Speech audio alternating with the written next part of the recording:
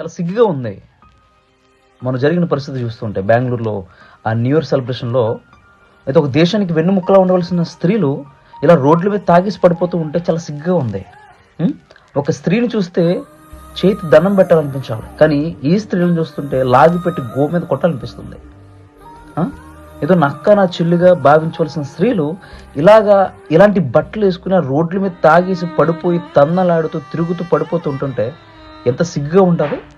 అంటే వారి తల్లిదండ్రులు వారికి ఏం నేర్పించట్లేదా, లేకపోతే వీళ్ళు ఏం నేర్చుకోవట్లేదా, లేకపోతే జాబులు స్టడీస్ అని చెప్పి ఇలాగా రోడ్డు మీదకి వచ్చి సిగ్గు శరం ఏమీ లేకుండా ఇలా ప్రవర్తించడం అంటారా? ఎంత సిగ్గుగా ఉంది. ఏం నేర్చుకున్నారు వీళ్ళు దేశం పరువు తీస్తున్నారా, లేకపోతే దేశానికి ఏమైనా సాధిస్తున్నారా? బయట దేశాలు చూస్తుంటే ఎంతోమంది స్త్రీలు వారి దేశం కోసం ఎన్నో సాధిస్తున్నారు. నా భారతదేశంలో స్త్రీలు ఏం సంపాదిస్తున్నారు తెలుసా? ఇలా త్రాగేసి రోడ్ల మీద పడిపోవడమే. నా దేశంలో సంపాదించిన స్త్రీలు ఇవే.